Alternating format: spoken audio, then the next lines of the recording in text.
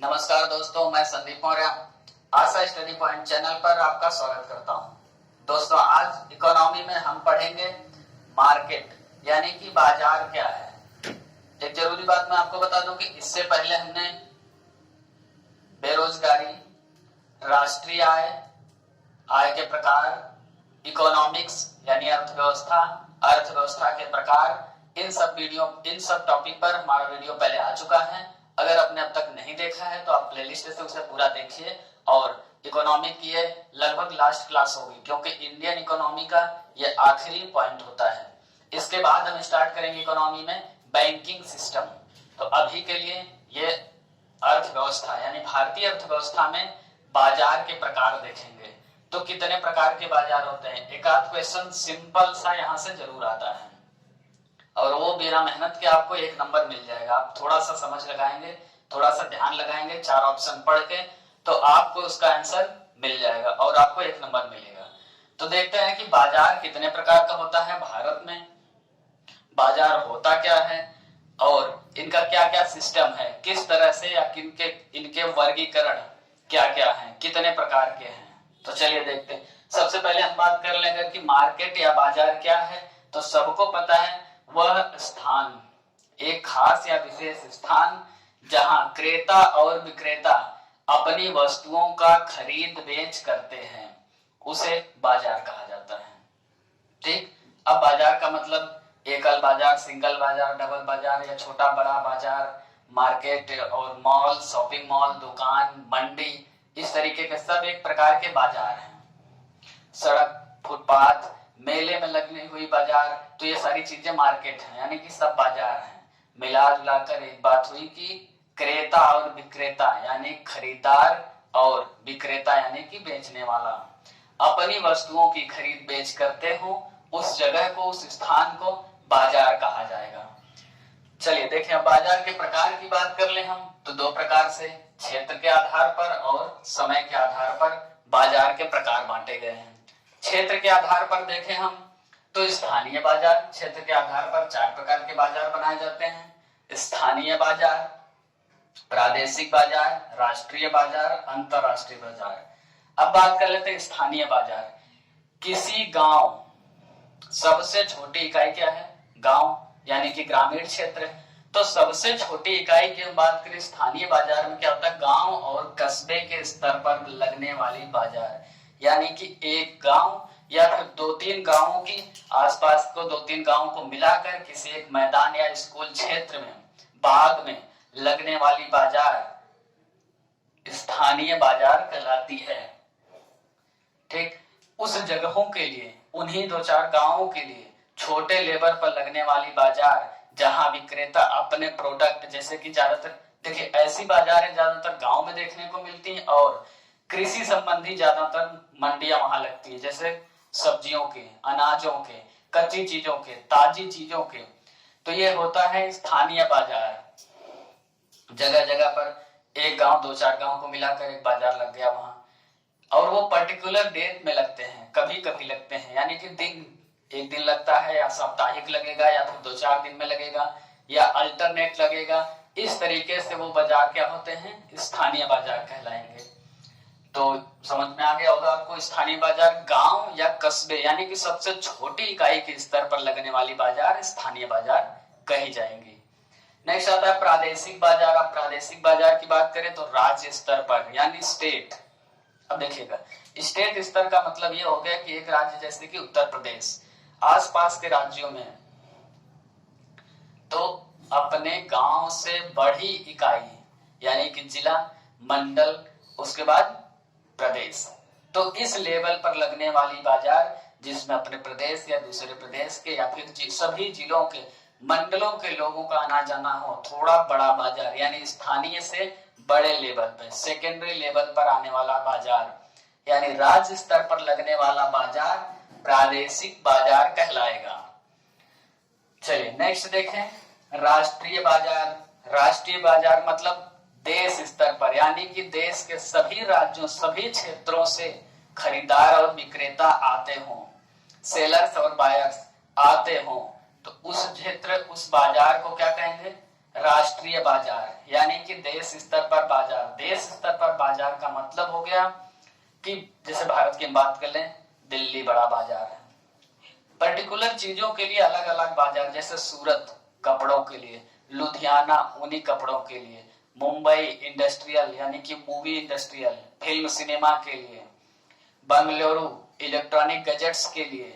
तो ये राष्ट्रीय बाजार हैं, देश में ये राष्ट्रीय बाजार हैं। और ये भारत के हिसाब से यानी कि भारत के किसी कोने से बड़े इलेक्ट्रॉनिक सिस्टम की बात करें, बंगलुरु, दिल्ली, मुंबई ऐसे जगहों का तुरंत नाम आता है। तो ये क्या होंगे? राष्ट्रीय बाजार कहलाएंगे। यानी कि देश स्तर पर लगने वाला बाजार राष्ट्रीय बाजार कहलाएगा। नेक्स्ट देखते हैं अंतरराष्ट्रीय बाजार, जो कि विश्व स्तर पर लगेगा। अब जैसे कोई पर्टिकुलर त्योहार या पर्व या कोई सिस्टम, कोई उत्सव होता है, उसमें लगने वाला बहुत बड़ा बाजार, या फिर कोई मार्केटिंग सिस्टम, शेयर सिस्टम, जहां पूरी दुनिया से लोग यानी कि दूसरे देशों से लोग आते हैं, चाहे बेचने चाहे खरीदने। तो चीजों को बेचने या खरीदने आने वाले विश्व स्तर पर लगने वाले बड़े बाजार को अंतरराष्ट्रीय बाजार कहा जाएगा। तो ये क्या था दोस्तों? क्षेत्र के आधार पर आपने देखा, इकाइयों के स्थान आधार पर स्थानीय बाजार, प्रादेशिक बाजार, राष्ट्रीय बाजार और अंतरराष्ट्रीय बाजार, ये क्षेत्रों के हिसाब से लगने वाले बाजार हैं। अब देखेंगे हम समय के आधार पर लगने वाले बाजार। अभी तक क्या था? क्षेत्र के हिसाब से, क्षेत्रों के हिसाब से जनसंख्या पर वो डिपेंड करता है, यानी जनसंख्या पर आधारित होता है। जैसे एक गांव, दो चार गांव, फिर एक जिले, दो चार जिले, मंडल, फिर प्रदेश और अंतरराज्यीय यानी राज्य और अंतरराज्य, उसके बाद राष्ट्रीय बाजार, उसके बाद अंतरराष्ट्रीय बाजार। तो ये क्षेत्रों के हिसाब से हो गया। अब समय के हिसाब से देखें हम, तो पहला आता है अति अल्पकालीन बाजार। अति अल्पकालीन का मतलब बहुत कम समय के लिए लगने वाला बाजार। तो बहुत कम समय के लिए लगने वाला बाजार, जैसे एक महीने से कम समय का बाजार, जैसे 10 दिन के लिए बाजार लगा, 20 दिन के लिए, 1 दिन के लिए, 5 दिन के लिए, 10 दिन के लिए, यानी 1 महीने में वो बाजार लगकर खत्म हो जाएगा। क्या होगा? वो अति अल्पकालीन बाजार कहा जाएगा। ठीक। नेक्स्ट आता है अल्पकालीन बाजार। अब इससे थोड़ा ज्यादा समय लगना चाहिए, यानी 1 महीने के अंदर ये खत्म हो जाता है। अब 1 महीने से शुरू होकर 1 वर्ष तक लगेगा। इसका मतलब ये हुआ 1 महीने से ज्यादा का अल्पकालीन बाजार कहा जाएगा और लगभग 1 साल तक चलेगा ये बाजार। लगेगा इस महीने जनवरी में लगा तो अगली जनवरी या दिसंबर तक चलेगा। तो ये हो गया 1 वर्ष के लिए लगने वाला बाजार क्या कहलाएगा? अल्पकालीन बाजार, यानी अति अल्पकालीन से बड़ा, ज्यादा समय का बाजार। नेक्स्ट देखें हम दीर्घकालीन बाजार। दीर्घकालीन बाजार की बात कर ले अगर हम, तो 6 वर्ष से 15 वर्षों तक लगने वाला बाजार, लगभग 6 वर्षों तक, या फिर 6 वर्ष, 7 वर्ष और ऐसे 15 वर्षों तक लग रहा हो बाजार, तो उसे क्या कहेंगे? दीर्घकालीन बाजार। तो ये बाजार के तीसरे प्रकार में आता है दीर्घकालीन बाजार। 1 वर्ष, 2 वर्ष, 5 वर्ष, 10 वर्ष, यानी 6 वर्ष, 7 करके 15 वर्षों तक लगने वाला बाजार दीर्घकालीन बाजार कहा जाएगा। नेक्स्ट देखिए हम अति दीर्घकालीन बाजार। अब इससे आगे बढ़ेंगे तो अति दीर्घकालीन बाजार का मतलब कि एकदम लंबे समय के लिए, जो कि कभी खत्म ना हो, ऐसा बाजार जो खत्म नहीं होता है, यानी सदैव के लिए।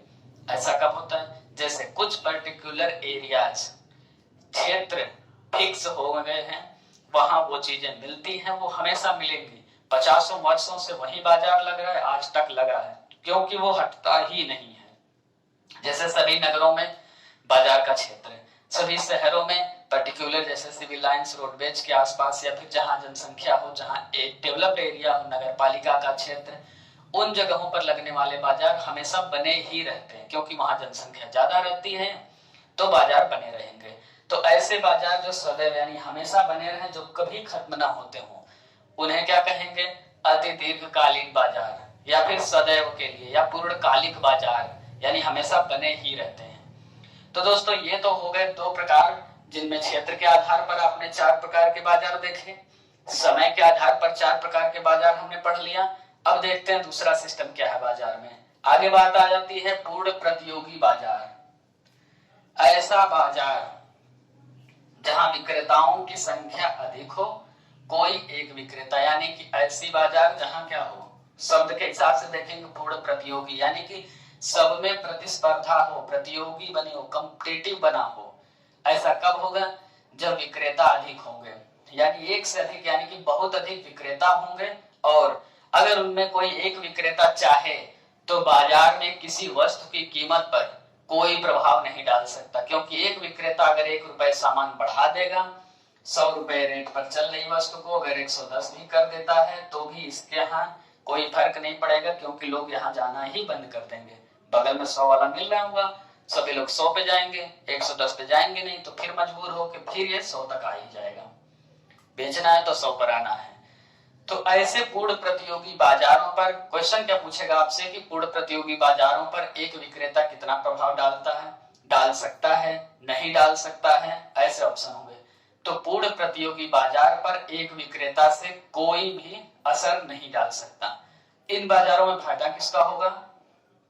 कस्टमर का, क्योंकि जब पूर्ण प्रतियोगी बाजार होंगे तो लोगों पर क्या होगा?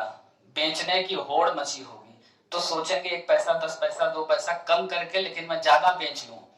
ज्यादा बेचने के लिए अलग अलग प्रकार के ऑफर्स दिया करेंगे कस्टमर्स को, यानी अपने ग्राहक को, उपभोक्ता को अलग अलग तरीके का ऑफर देंगे, छूट देंगे, एक्स्ट्रा छूट देंगे, दाम में कमी कर देंगे, या फिर आपको पता है विज्ञापन, कुछ लुभावने विज्ञापन देकर ऐसी छूट पाइए, बम्पर छूट पाइए।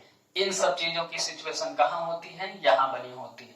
तो पूर्ण प्रतियोगी बाजार में फायदा किसका होगा? तो पूर्ण प्रतियोगी बाजार में कस्टमर यानी उपभोक्ता के लिए यह अच्छा बाजार होता है। इन चीजों पर ध्यान देना है। पूर्ण प्रतियोगी बाजारों में विक्रेताओं की संख्या अधिक होगी, 1-2 विक्रेता से कोई फर्क नहीं पड़ेगा, वो बाजार पर असर नहीं डाल पाएंगे, चाहे वो घटाएं दाम या बढ़ाएं। और फायदा किसका? उपभोक्ता का। उम्मीद है समझ गए होंगे आप। दूसरा प्रकार देखें हम, एकाधिकार बाजार। एकाधिकार बाजार शब्द के हिसाब से यानी कि एक व्यक्ति का अधिकार, यानी कि ऐसा बाजार जहां सिर्फ एक व्यक्ति का अधिकार हो।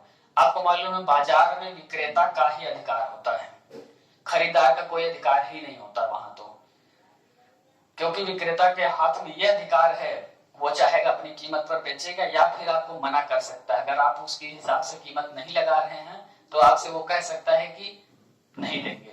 जैसे वो कहता नहीं देंगे तो वहां कोई व्यापार नहीं हुआ, तो बाजार बेकार हो गया। तो ऐसी सिचुएशन में डिपेंड क्या करता है बाजार में? विक्रेता। तो हमने देखा एकाधिकार बाजार में क्या होगा? अकेला विक्रेता हो और उसका कोई अल्टरनेटिव ना हो, यानी ऐसी वस्तुएं जो सिर्फ वही एक विक्रेता बेचता हो, जिस पर उसका पूरा नियंत्रण हो, पूरा स्वामित्व हो और वह स्वतंत्र हो उस वस्तु की कीमत घटाने या बढ़ाने के लिए। अपने मनमौजी मनमर्जी तरीके से वस्तु की कीमत बढ़ा सकता है, घटा सकता है, और उसका कोई अल्टरनेटिव यानी स्थानापन्न ना हो। तो ऐसी सिचुएशन में किसका फायदा होगा? विक्रेता का, यानी दुकानदार का फायदा होगा, कस्टमर का नुकसान होगा। तो आपको क्या देखना है? पूर्ण प्रतियोगी बाजार में कस्टमर का फायदा, एकाधिकार बाजार में विक्रेता यानी दुकानदार का फायदा। अब अंतर दोनों का आपने देख लिया। यहाँ कई विक्रेता होंगे तो चांसेज हैं कि सस्ते दामों में या ऑफर में मिलेंगी चीजें।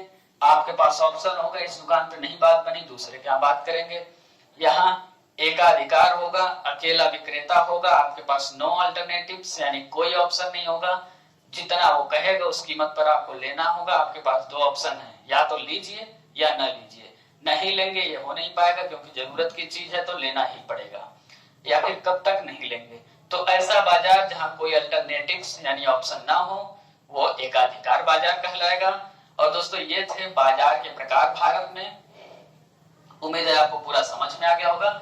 इसमें कोई फॉर्मूला, कोई तर्क नहीं है, कुछ ये रटना नहीं है, कुछ समझना नहीं है। सिर्फ इन्हें क्या करना है, 2 बार 3 बार आपको वीडियो देखना है, सिस्टम समझ में आ जाएगा। क्योंकि मुझे उम्मीद नहीं, पूरा भरोसा है कि आप में से कोई व्यक्ति ऐसा नहीं होगा वीडियो देखने वाला जो बाजार न जानता हो या फिर कभी खरीदारी करने न गया हो। तो आप जरूर गए होंगे खरीदारी करने, तो आप इस लेवल पर इसे समझिए और ये वीडियो आपके काम की होगी, यहाँ से एक नंबर जरूर मिलते हैं। ऑप्शन पे थोड़ा सा ध्यान देना होगा आपको, 4 ऑप्शन में एक ऑप्शन आंसर होगा, वहां से आपको एक नंबर पक्का है मिल जाएगा। तो आज का वीडियो यहीं रखते हैं दोस्तों। अगर आप चैनल पर नए हैं तो चैनल को सब्सक्राइब कीजिए, अपने सभी दोस्तों को शेयर कीजिए, क्योंकि यहाँ ऐसे ही निरंतर आपकी पूरी मदद की जाएगी और पढ़ाई से जुड़ी सारी सामग्री उपलब्ध है। इसके अलावा किसी भी पीडीएफ और ज्यादा स्टडी मटेरियल के लिए हमारा टेलीग्राम चैनल आशा स्टडी पॉइंट नाम से सर्च करिए, उसे ज्वाइन कीजिए। आशा स्टडी पॉइंट चैनल से टेलीग्राम और यूट्यूब दोनों पर है इसी नाम से, वहां से आप पीडीएफ डाउनलोड भी कर सकते हैं स्टडी मटेरियल पढ़ने के लिए। मेरे द्वारा अक्सर यहाँ हमारे टीम के द्वारा डाला जाता है मटेरियल। करंट अफेयर्स के क्वेश्चन लिखित मिलते हैं, क्योंकि करंट में देखिए बहुत से क्वेश्चन आपको पढ़ने हैं और आगे बढ़ना है, क्योंकि पूरे जिंदगी भर के लिए नहीं होता, पुराना होता जाता है, तो हमेशा नया मिलता रहेगा। तो इसलिए आप टेलीग्राम चैनल को ज्वाइन कीजिए और करंट अफेयर्स के नोट्स जो मैटर उस पर पढ़ते हैं, आप उसे 2 बार 3 बार पढ़ते जाइए, तुरंत की परीक्षाओं के लिए सबसे ज्यादा उपयोगी रहेगा। तो ठीक है, आज का ये वीडियो यहीं एंड करते हैं। आशा स्टडी पॉइंट चैनल आपके उज्जवल भविष्य की कामना करते हैं। धन्यवाद।